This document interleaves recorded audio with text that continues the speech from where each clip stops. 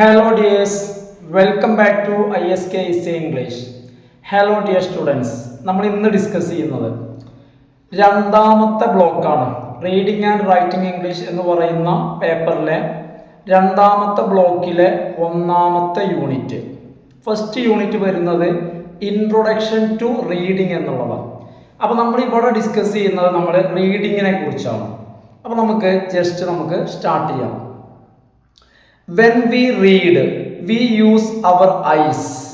What we see are not abstract things, but words. നമ്മൾ വായിക്കുക എന്ന് പറയുമ്പോൾ നമ്മൾ അവിടെ ഉപയോഗപ്പെടുത്തുന്നത് നമ്മളുടെ കണ്ണുകളാണ്. വായിക്കുന്ന സമയത്ത് നമ്മൾ പുസ്തകത്തിൽ നോക്കുമ്പോൾ നമ്മൾ കാണുന്നത് അബ്സ്ട്രാക്റ്റ് തിങ്സ് അല്ല, ബട്ട് വേർഡ്സ് ആണ്. എന്ന് വെച്ച് കഴിഞ്ഞാൽ നമ്മൾ വായിക്കുമ്പോൾ നമ്മൾ അവിടെ കാണുന്നത് കറക്റ്റ് ആയിട്ടുള്ള വസ്തുക്കളല്ല. ഇപ്പൊ ആപ്പിൾ എന്ന് നമ്മൾ വായിക്കുമ്പോൾ നമ്മൾ അവിടെ കാണുന്നത് ആപ്പിളിന്റെ കറക്റ്റ് രൂപമല്ല. അവിടെ നമ്മൾ കാണുന്നത് വേർഡ്സ്, ഫ്രേസസ്, സെന്റൻസസ് എക്സെട്ര. അപ്പോൾ നമ്മൾ വായിക്കുമ്പോൾ കാണുന്നത് വാക്കുകളും ഫ്രേസുകളും വാചകങ്ങളും ഒക്കെയാണ് നമ്മൾ കാണുന്നത്. Our optical nerves carry the impression drawn by our eyes to our brain. Where the impressions are analyzed, the language elements are shown off and. അപ്പോൾ എന്താണെന്ന് വെച്ച് കഴിഞ്ഞാൽ നമ്മൾ വായിക്കുന്ന സമയത്ത് നമ്മളുടെ ഒപ്റ്റിക്കൽ നെർവ്സ് എന്ന് വെച്ച് കഴിഞ്ഞാൽ നമ്മളുടെ കണ്ണുമായി ബന്ധപ്പെട്ട നമ്മളുടെ നെർവ്സ്, കണ്ണുമായി ബന്ധപ്പെട്ട നമ്മളുടെ നാഡികൾ എന്ത് ചെയ്യുന്നു? ഇംപ്രഷൻസിനെ, അതായത് കണ്ണ് നൽകുന്ന ഇംപ്രഷൻസിനെ നമ്മളുടെ ബ്രെയിനിലേക്ക് ക്യാരി ചെയ്യുന്നു. അപ്പൊ കണ്ണുകൊണ്ട് നോക്കുന്ന സമയത്ത് ആ കണ്ണിന് കാണാൻ കഴിയുന്ന അല്ലെങ്കിൽ കണ്ണിന് ലഭിക്കുന്ന ഇംപ്രഷൻ എന്താണോ കണ്ണിന് കിട്ടുന്നത്, ആ കിട്ടുന്നതിനെ ഓപ്റ്റിക്കൽ നെർവ്സ്, അതായത് ഓപ്റ്റിക്കൽ നെർവ്സ് എന്ന് പറഞ്ഞാൽ കണ്ണുമായി ബന്ധപ്പെട്ട നാഡികൾ അല്ലെങ്കിൽ ഞരമ്പുകൾ എന്ത് ചെയ്യുന്നു? നമ്മളുടെ ബ്രെയിനിലേക്ക് കൊണ്ടുപോകുന്നു.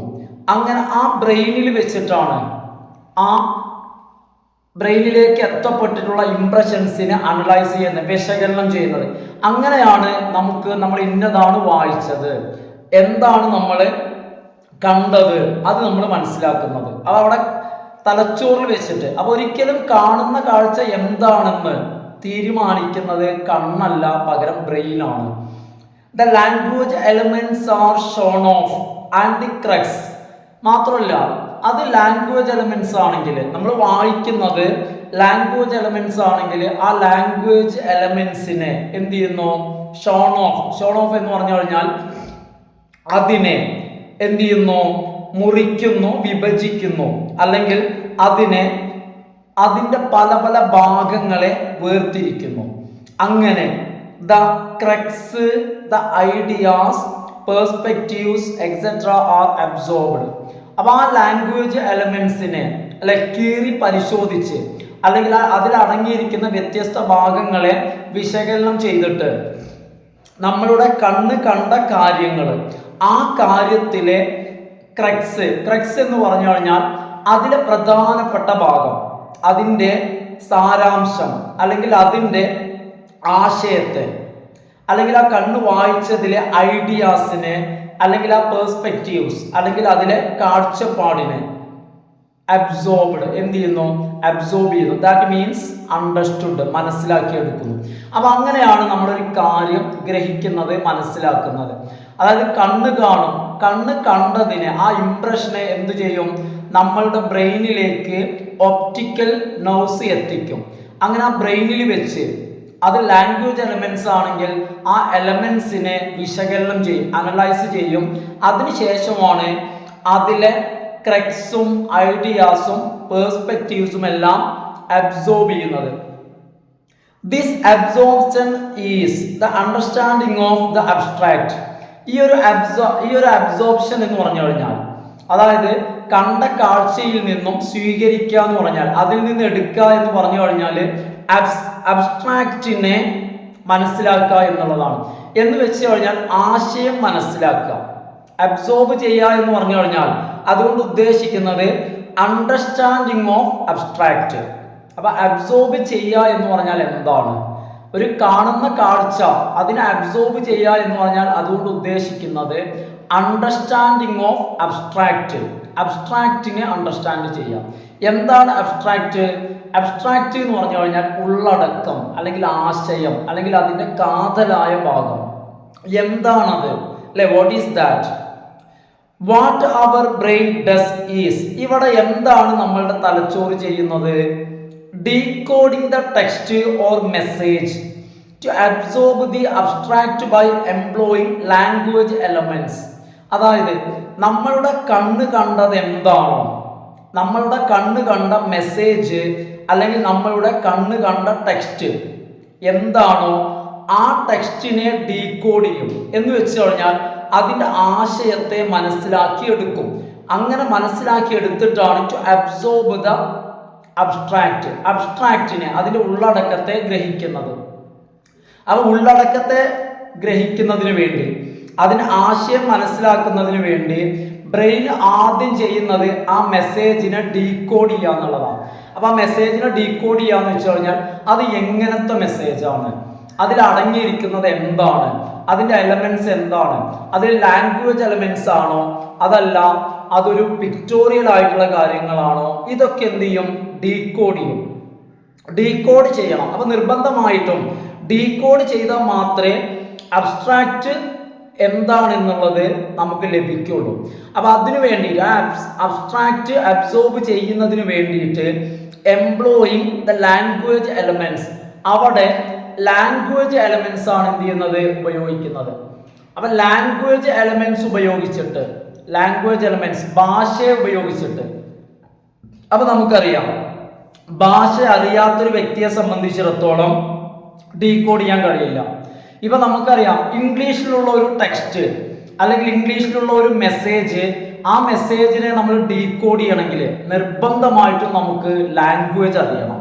അപ്പൊ ലാംഗ്വേജ് അറിയാത്ത ആൾക്ക്, കാരണം എന്ന് വെച്ച് കഴിഞ്ഞാൽ അത് ഭാഷയിലാണെങ്കിൽ, ഇപ്പൊ ഏതൊരു ഭാഷയിലാണ്, ഇപ്പൊ മലയാളം ഭാഷയിലുള്ള ടെക്സ്റ്റ് ആണെങ്കിൽ മലയാളം ലാംഗ്വേജ് ആണ് അവിടെ എന്ത് ചെയ്യേണ്ടത്?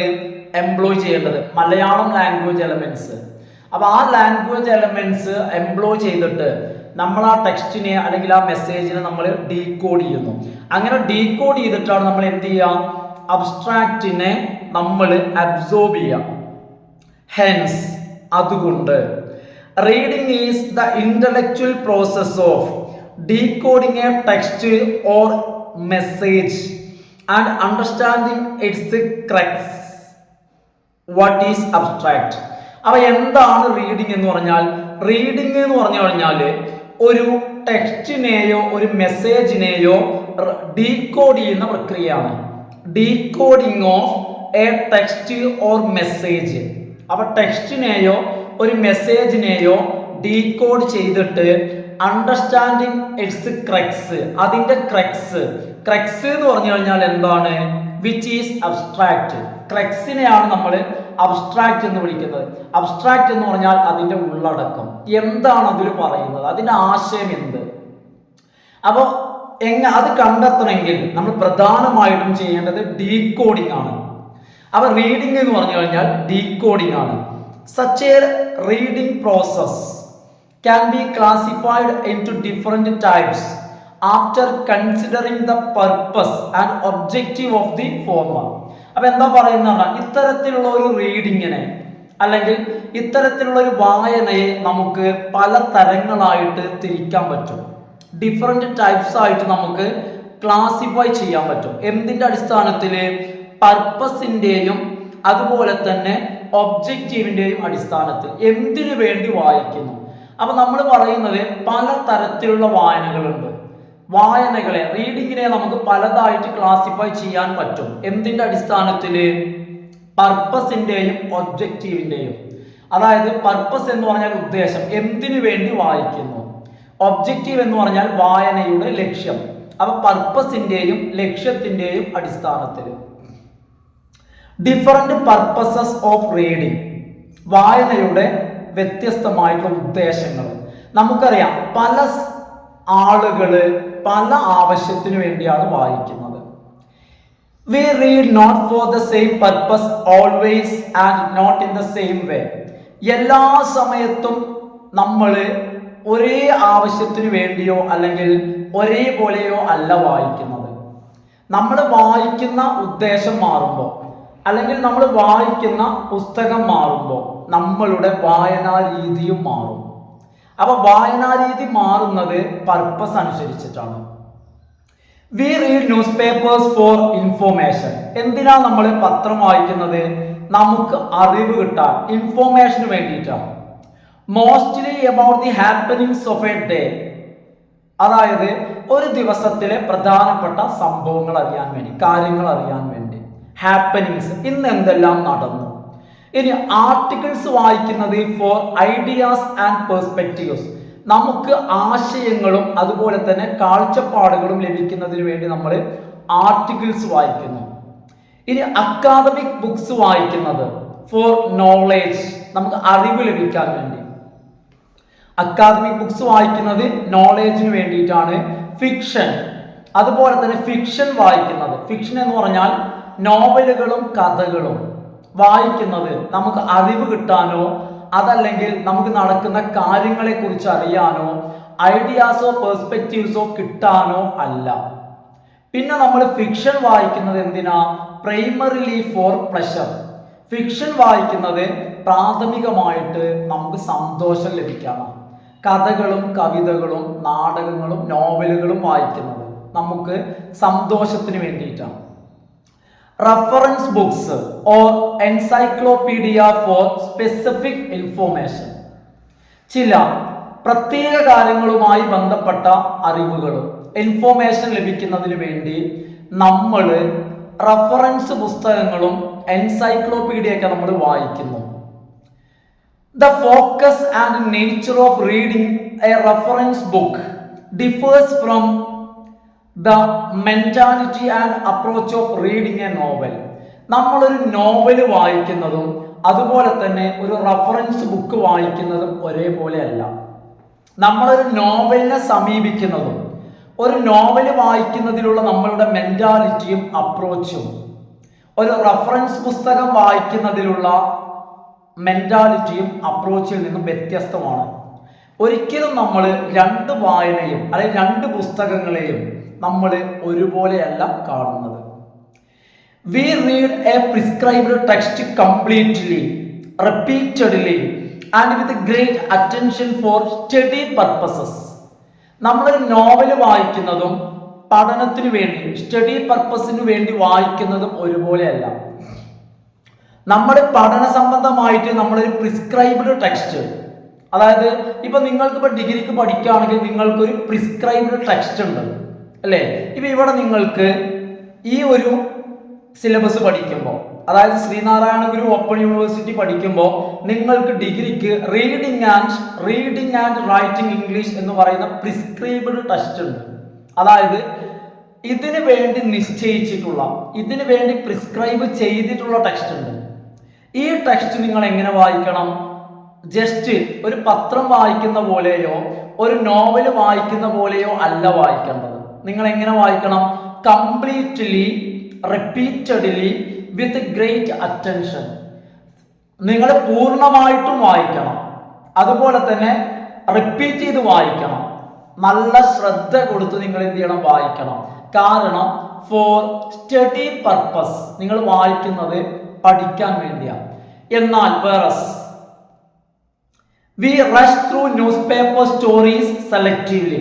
എന്നാൽ നമ്മൾ പത്രം വായിക്കുമ്പോൾ നമുക്കറിയാം, ഇപ്പോൾ നിങ്ങൾ റീഡിംഗ് ആൻഡ് റൈറ്റിംഗ് ഇംഗ്ലീഷ് എന്ന് പറയുന്ന ഈ പുസ്തകം വായിക്കുമ്പോൾ നിങ്ങൾ ഇതിൽ ഒരു പേജോ അതല്ല ഒരു പാരഗ്രാഫ്, ഇനി അതുമല്ലെങ്കിൽ ഒരു വരി പോലും എന്ത് ചെയ്യാൻ പാടില്ല, ഒഴിവാക്കാതെ നിങ്ങൾ കംപ്ലീറ്റ് ആയിട്ട് വായിക്കണം. എന്നാൽ അതേ സമയത്ത് നമ്മൾ പത്രം വായിക്കുമ്പോൾ നമ്മൾ എന്താ ചെയ്യുക? സെലക്റ്റീവ് ആയിട്ട്. ചില ആളുകൾ ചില പേജസ്, ചില കോളങ്ങൾ മാത്രമേ വായിക്കൂ.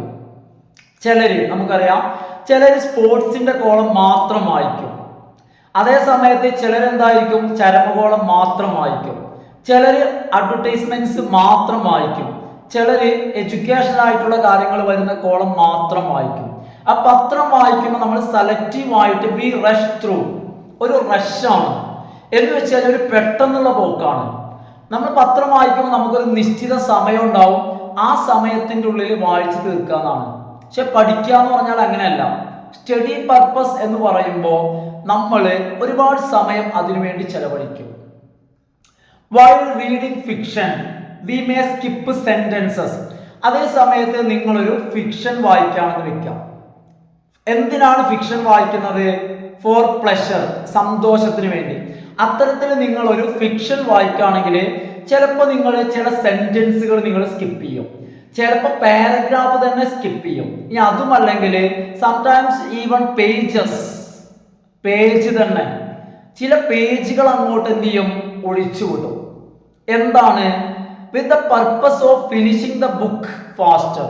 അപ്പൊ ഇവിടെ എന്താന്ന് വെച്ച് കഴിഞ്ഞാൽ നിങ്ങളുടെ ലക്ഷ്യം എന്ന് പറയുന്നത് പഠിക്കലല്ല, തറവായിട്ട് വായിക്കലല്ല, മനസ്സിലാക്കലല്ല. ജസ്റ്റ് എന്ത് ചെയ്യണം? ആ പുസ്തകം ഒന്ന് വായിച്ചു വിടണം. അപ്പൊ അതിനു വേണ്ടിയിട്ട് അതിന് 4-5 പേജ് ഒഴിവാക്കിയാലും നിങ്ങൾക്ക് കുഴപ്പമില്ല. These differences in the methods of reading thus are based on the purpose of each reading. അപ്പൊ നമ്മൾ ഇവിടെ പല തരത്തിലാണ്. ഇവിടെ നമ്മൾ മെത്തേഡ്സ് ഓഫ് റീഡിങ് കാണുന്നുണ്ട്, റീഡിങ്ങിന്റെ പലതരം മെത്തേഡുകൾ കാണുന്നുണ്ട്.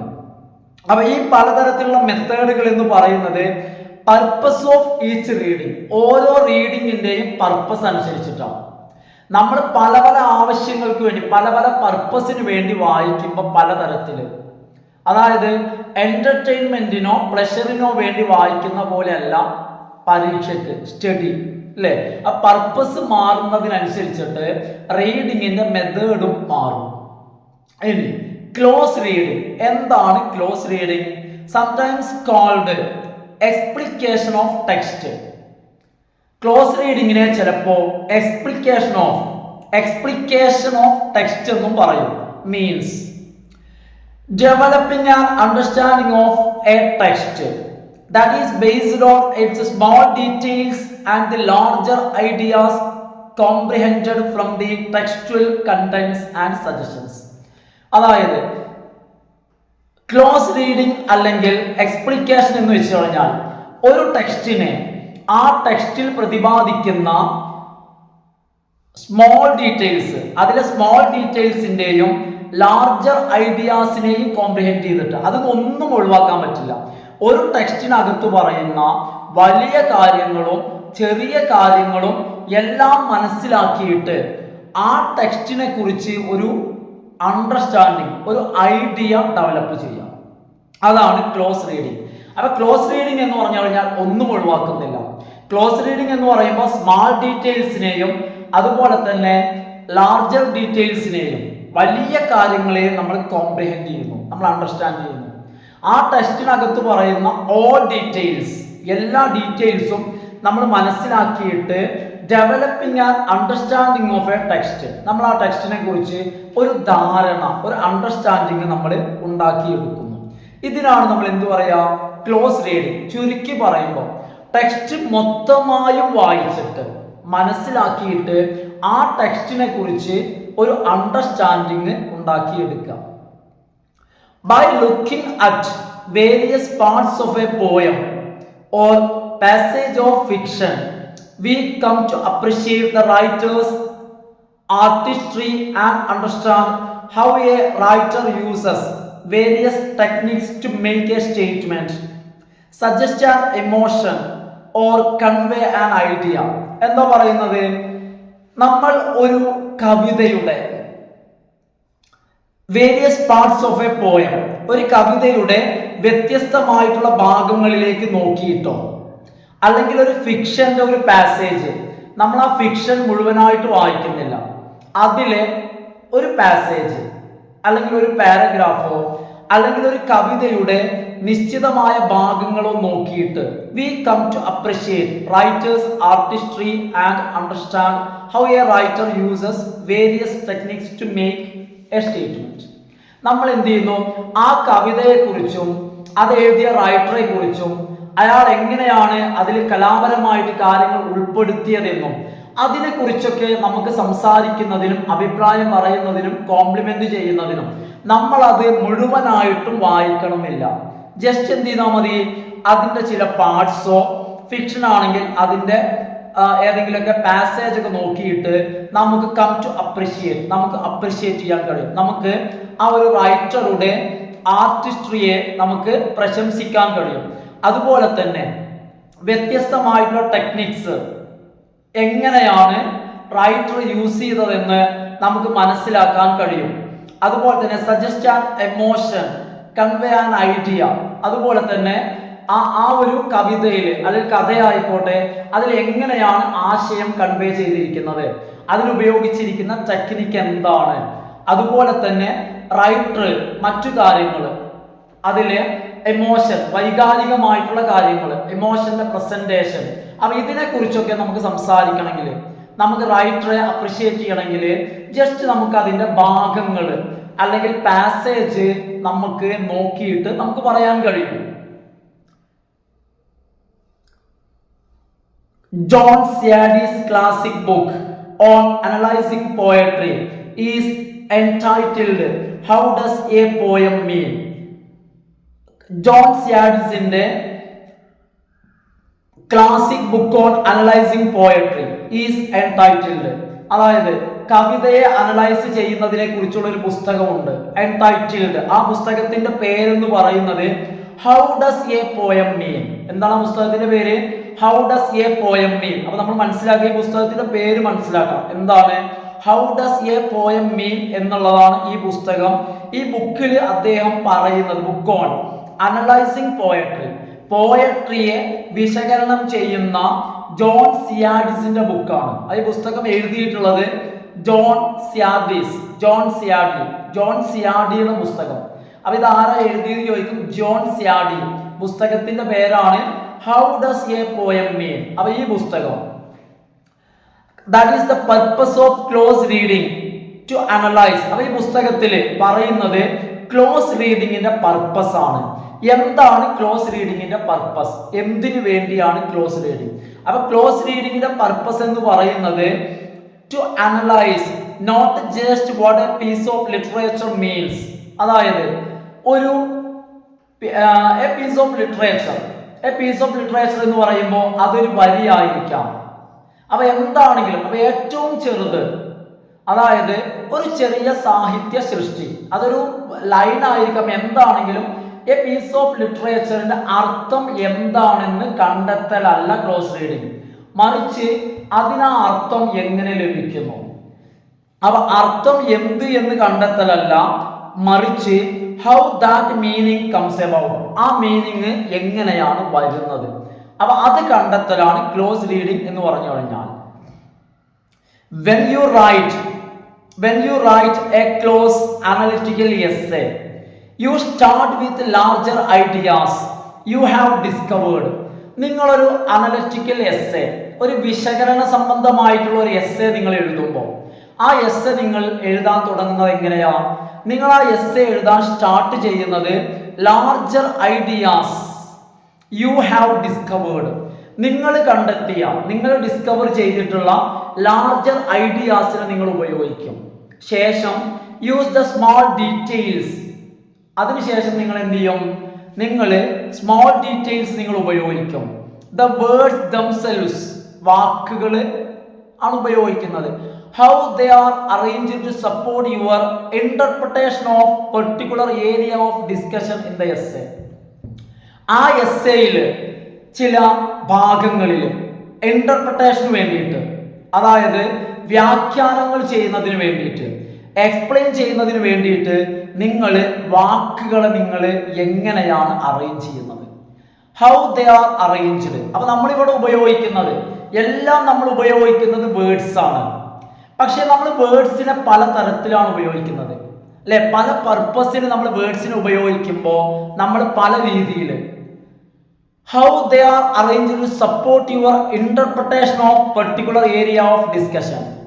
ഒരു പെർട്ടിക്കുലർ ഏരിയയിൽ നിങ്ങൾ ഇന്റർപ്രിട്ടേഷനെ സപ്പോർട്ട് ചെയ്യുന്നതിന് വേണ്ടി, വ്യാഖ്യാനത്തെ സപ്പോർട്ട് ചെയ്യുന്നതിന് വേണ്ടി നിങ്ങൾ വാക്കുകളെ എങ്ങനെ ഉപയോഗിക്കുന്നു? ഇപ്പൊ നമുക്കറിയാം, നമ്മൾ പല പർപ്പസിന് വേണ്ടി വാക്കുകളെ നമ്മൾ ഉപയോഗിക്കുന്നത് പല തരത്തിലാണ്.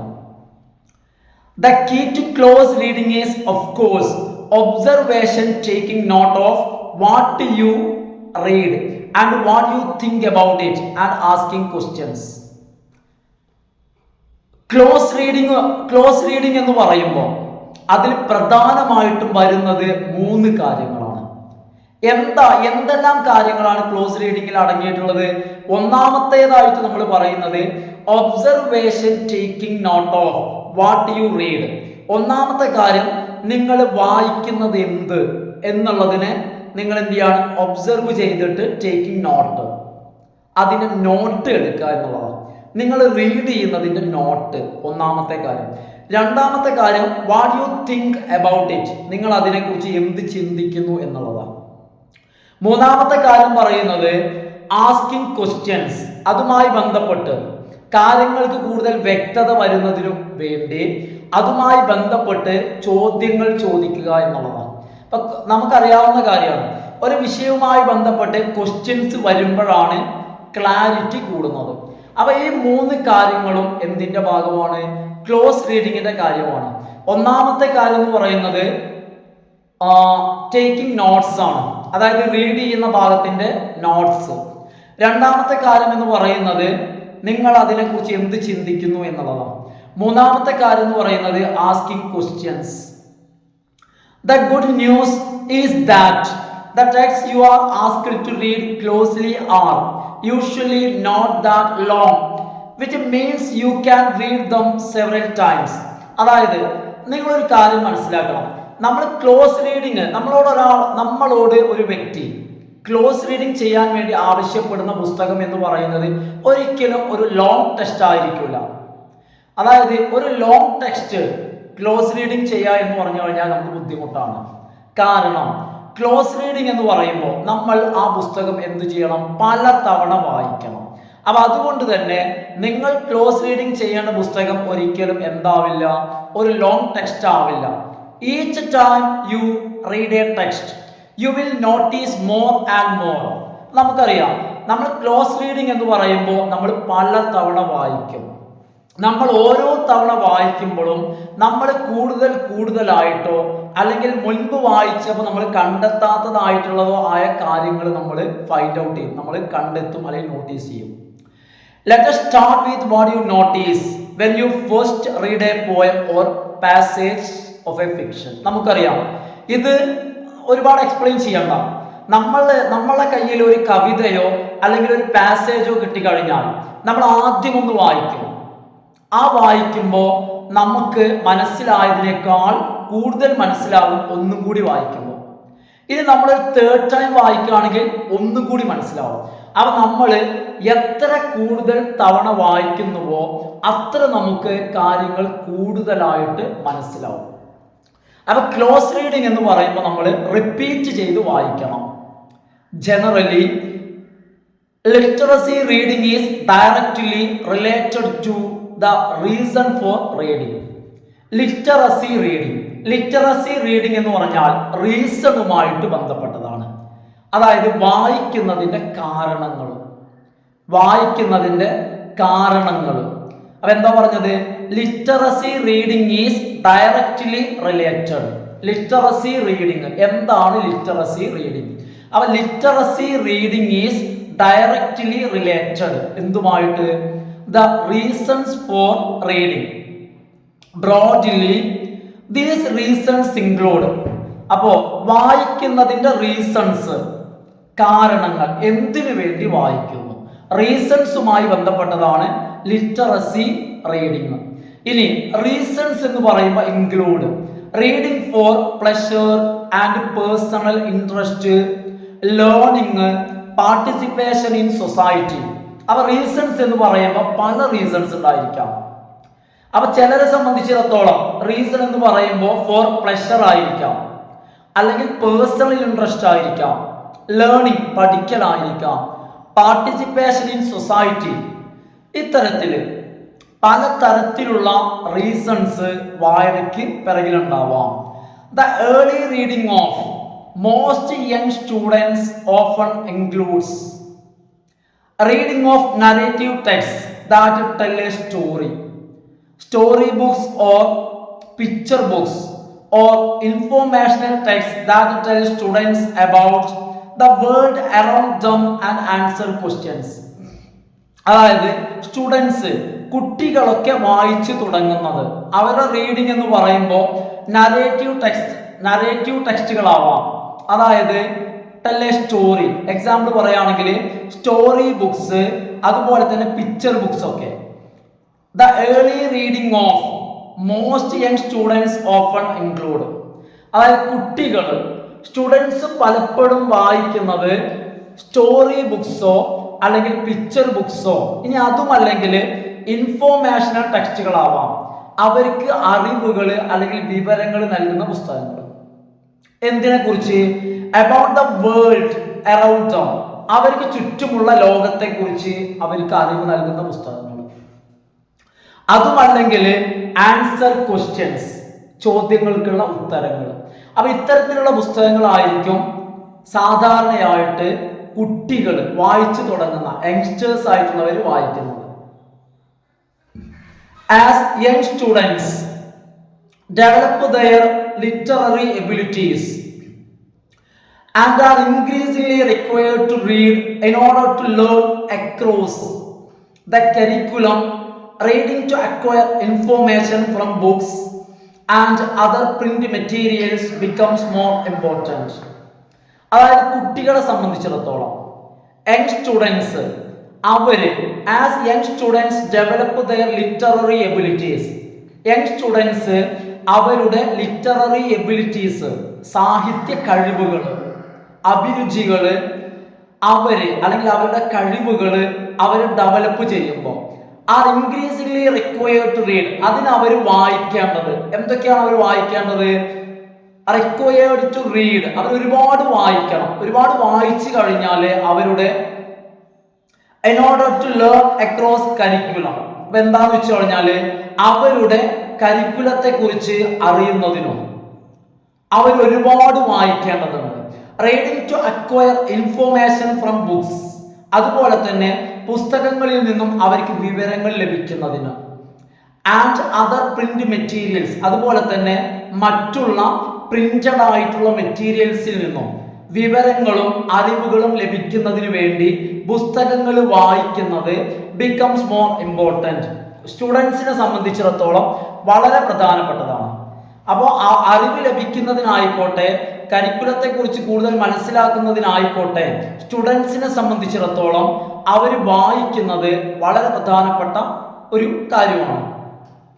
Purpose for reading often is associated with certain types of text. അതായത് റീഡിങ്ങിന്റെ പർപ്പസ് എന്നുള്ളത്, എന്തിനു വേണ്ടി വായിക്കുന്നു എന്നുള്ളത് പലപ്പോഴും പല പുസ്തകങ്ങളുമായി ബന്ധപ്പെട്ട കാര്യമാണ്. അപ്പൊ എന്താ പറയുന്നത്? Purpose for reading often is associated with certain types of text എന്ന് വെച്ച് കഴിഞ്ഞാൽ എല്ലാ ടെക്സ്റ്റുകളും വായിക്കേണ്ടത് ഒരുപോലെ അല്ല. അപ്പൊ ചില ടെക്സ്റ്റുകൾക്ക് തന്നെ ഒരു പർപ്പസ് ഉണ്ട്, അല്ലെങ്കിൽ ചില ടെക്സ്റ്റുകൾ ചില പ്രത്യേക ഉദ്ദേശങ്ങൾക്ക് വേണ്ടി മാത്രമേ വായിക്കൂ. Example, reading four literary experience often is accomplished through reading fiction. ഇനി അതായത് ഒരാൾ വായിക്കുന്നത് ഒരു ലിറ്റററി എക്സ്പീരിയൻസിന് വേണ്ടി വായിക്കുകയാണെന്ന് വെക്കാം. അത്തരത്തിൽ ഒരു ലിറ്റററി എക്സ്പീരിയൻസിന് വേണ്ടി ഒരു വ്യക്തി വായിക്കുമ്പോൾ അയാൾ വായിക്കേണ്ടത് ഫിക്ഷൻ വായിക്കണം. While reading to acquire and use information കിട്ടാനാണ് വായിക്കുന്നതെങ്കിൽ ഫിക്ഷൻ വായിച്ചിട്ട് കാര്യമില്ല. അവ ലിറ്റററി എക്സ്പീരിയൻസിനാണെങ്കിൽ ഫിക്ഷൻ വായിക്കണം. ഇൻഫോർമേഷന് വേണ്ടിയാണ് വായിക്കുന്നതെങ്കിൽ അയാൾ എന്തു വായിക്കണം? While reading to acquire and use information generally is associated with informative articles and instructional text. അപ്പൊ അതിനു വേണ്ടി വായിക്കുകയാണെങ്കിൽ ഇൻഫോർമേഷണൽ ആർട്ടിക്കിൾസും അതുപോലെ തന്നെ ഇൻസ്ട്രക്ഷണൽ ടെക്സ്റ്റുകളും വായിക്കണം. അപ്പൊ എന്താന്ന് വെച്ച് കഴിഞ്ഞാൽ ചില പുസ്തകങ്ങൾ വായിക്കുമ്പോൾ ചില തരത്തിലുള്ള ഗുണങ്ങളാണ് ഉണ്ടാവുക. അപ്പൊ അതിനനുസരിച്ച് തന്നെ അതിന്റെ പർപ്പസ് നമുക്ക് ഓരോ കാര്യങ്ങളും. ഇപ്പൊ എന്താന്ന് വെച്ച് കഴിഞ്ഞാൽ നമുക്ക് ലോ പോയിന്റ്സ് കിട്ടാനാണെങ്കിൽ നമ്മൾ നോവൽസ് വായിച്ചിട്ട് കാര്യമുണ്ടാവും. ലോ പോയിന്റ്സ് കിട്ടാനാണെങ്കിൽ നമ്മൾ നിയമ പുസ്തകങ്ങൾ വായിക്കണം. ഇനി അതേപോലെ തന്നെ കുറച്ച് വേർഡ് മീനിങ്സ് കിട്ടാനാണെങ്കിലോ നമ്മൾ ഡിക്ഷണറി വായിക്കണം. അപ്പൊ എന്താന്ന് വെച്ച് കഴിഞ്ഞാല് അപ്പൊ ഓരോ പുസ്തകത്തിനും ഓരോ പർപ്പസാണ്. അതായത് ആ പുസ്തകങ്ങൾ വായിച്ചു കഴിഞ്ഞാൽ നമുക്ക് കിട്ടുന്നത് ഓരോരോ തരത്തിലുള്ള കാര്യങ്ങളായിരിക്കും. However, the purposes for reading do not align strictly with text types. ഒരിക്കലും ഇതുകൊണ്ട് അതായത് റീഡിങ്ങിന്റെ പർപ്പസ് എന്ന് പറയുന്നത് പൂർണ്ണമായിട്ടും ടെക്സ്റ്റുമായി ബന്ധപ്പെട്ടിരിക്കുന്നു, ടെക്സ്റ്റുമായി യോജിച്ചു പോകുന്നു എന്ന് പറയാൻ പറ്റില്ല. അതായത് എല്ലാ ടെക്സ്റ്റുകളും എപ്പോഴും ഒരേ പർപ്പസ് മാത്രമേ നൽകൂ എന്നൊന്നുമില്ല. ഇപ്പൊ ചില ടെക്സ്റ്റുകൾ അങ്ങനെയാണ്. ഇപ്പൊ എന്താന്ന് വെച്ച് കഴിഞ്ഞാല് ഇപ്പൊ നമുക്കറിയാവുന്ന കാര്യം പത്രത്തിന് നമ്മൾ ഒരേ പർപ്പസ് മാത്രമേ ഉള്ളൂ എന്ന് പറയാൻ പറ്റില്ല. എന്നാൽ നോവൽ എന്ന് പറയുമ്പോൾ അത് ലിറ്റററി ബേസ് ആണ് അല്ലേ. എന്നാൽ നമുക്ക് ചരിത്രം കിട്ടണമെങ്കിലോ നമ്മൾ ഹിസ്റ്റോറിക്കൽ ആയിട്ടുള്ള ബുക്സ് വായിക്കണം. എന്നാൽ ഇനി നോക്കൂ, for example biographies or autobiography. നമ്മൾ ബയോഗ്രഫിയും ഓട്ടോബയോഗ്രഫിയുമാണ് വായിക്കുന്നതെങ്കിൽ ക്യാൻ ബി പ്രൈമറിലി ഇൻഫോർമേഷണൽ. നമുക്ക് അവിടെ അത് ഇൻഫോർമേഷണലാണ്. അതായത് നമ്മൾ ഗാന്ധിയുടെ ബയോഗ്രഫി വായിക്കുകയാണെങ്കിൽ ഇൻഫോർമേഷണൽ ആണ്. നമുക്ക് അവിടെ ഇൻഫോർമേഷൻ കിട്ടും. ആരെ കുറിച്ച്? ഗാന്ധിയെ കുറിച്ച് നമുക്ക് ഇൻഫോർമേഷൻ കിട്ടും. എന്നാൽ അതേ സമയം തന്നെ അത് ലിറ്റററി ആണ്. അതായത് അപ്പൊ ഒരു ഓട്ടോബയോഗ്രഫി എന്ന് പറഞ്ഞാൽ ഇൻഫോർമേഷനുമാണ്, ലിറ്റററി ആണ്, അതൊരു സാഹിത്യ സൃഷ്ടിയുമാണ്. ഈ രണ്ട് പർപ്പസ് അപ്പൊ എന്താന്ന് വെച്ച് കഴിഞ്ഞാൽ ഇതിൽ നിന്നും നമുക്ക് മനസ്സിലാക്കാൻ പറ്റും ടെക്സ്റ്റ് എന്ന് പറയുമ്പോൾ, അതായത് പർപ്പസ് എന്ന് പറയുമ്പോൾ എല്ലാ സമയത്തും എല്ലായ്പ്പോഴും അത് ടെക്സ്റ്റുമായി മാത്രം ബന്ധപ്പെട്ട ഒരു കാര്യമല്ല. കാരണം ഈ ഓട്ടോബയോഗ്രഫി അതുപോലെ തന്നെ ബയോഗ്രഫി പോലുള്ള കാര്യങ്ങൾ എന്ത് ചെയ്യുന്നുണ്ട്? അത് ഇൻഫോർമേഷൻ മാത്രമോ ലിറ്റററി മാത്രമോ അല്ല, സെർവ് ബോത്ത് പർപ്പസ്. ഇവിടെ രണ്ട് പർപ്പസ്. അപ്പൊ എന്താന്ന് വെച്ച് കഴിഞ്ഞാൽ അപ്പൊ നമുക്ക് ഒരിക്കലും പുസ്തകത്തെ ഡിപ്പെൻഡ് ചെയ്ത് ബുക്സിനെ ഡിപ്പെൻഡ് ചെയ്ത് മാത്രം നമുക്ക് പർപ്പസ് നമുക്ക് പറയാൻ കഴിയില്ല. അപ്പൊ എന്താന്ന് വെച്ച് കഴിഞ്ഞാൽ പർപ്പസ് എന്ന് പറയുമ്പോൾ അത് മറ്റു പല കാര്യങ്ങളെ കൂടി ഡിപ്പെൻഡ് ചെയ്തിട്ട് നമുക്ക് പറയാൻ കഴിയും. ഓക്കെ സ്റ്റുഡൻസ്, അപ്പൊ ഇവിടെ നമ്മളുടെ രണ്ടാമത്തെ ബ്ലോക്കിന്റെ പേര് റീഡിങ് ദ ഇഫക്റ്റീവ് സ്കിൽ എന്നുള്ളതാണ്. ഞാനിതിന്റെ സ്റ്റാർട്ടിങ്ങിൽ അത് പറയാൻ വിട്ടുപോയി. അപ്പൊ സെക്കൻഡ് ബ്ലോക്കിന്റെ പേര് റീഡിങ് ദ ഇഫക്റ്റീവ് സ്കിൽ എന്നുള്ളതാണ്. അതിൽ നമ്മൾ ഇത്രയും നേരം ഡിസ്കസ് ചെയ്തത് ഒന്നാമത്തെ യൂണിറ്റ് ആണ്, ഇൻട്രൊഡക്ഷൻ ടു റീഡിങ് എന്നുള്ളത്. അപ്പൊ ഒന്നാമത്തെ യൂണിറ്റ് ഇവിടെ കംപ്ലീറ്റ് ആയിട്ടുണ്ട്. അപ്പോൾ നമ്മൾ ഇന്നത്തെ ക്ലാസ് നമ്മളിവിടെ വൈൻഡപ്പ് ചെയ്യാണ്. അപ്പോൾ എന്തെങ്കിലും ഡൗട്ട്സ് ഉണ്ടെങ്കിൽ നിങ്ങൾ ജസ്റ്റ് ഒന്ന് കമൻറ്റ് ചെയ്യാം. അതിലൊക്കെ ഉപരിയായിട്ട് വീഡിയോ കാണുന്ന ആളുകൾ വീഡിയോ ഒന്ന് ലൈക്ക് ചെയ്ത് അതുപോലെ തന്നെ നിങ്ങളൊക്കെ ഒന്ന് കമൻറ്റ് ചെയ്തിട്ടൊക്കെ എന്ത് ചെയ്യുക, ഒന്ന് കാണാം. അതുപോലെ തന്നെ സബ്സ്ക്രൈബ് ചെയ്യാതെ കാണുന്ന ആളുകൾ സബ്സ്ക്രൈബ് ചെയ്തിട്ട് എന്ത് ചെയ്യാം, സപ്പോർട്ട് ചെയ്യാം. നിങ്ങളെ സുഹൃത്തുക്കൾക്കൊക്കെ ഒന്ന് സജസ്റ്റ് ചെയ്യാം. ഞാൻ ജസ്റ്റ് പറയാം, നിങ്ങൾ കാണുന്ന ആളുകൾ ചെയ്യുന്നുണ്ടായിരിക്കും, എന്നാലും ഞാൻ ജസ്റ്റ് ഒന്ന് പറയാണ്. Okay, thanks for watching.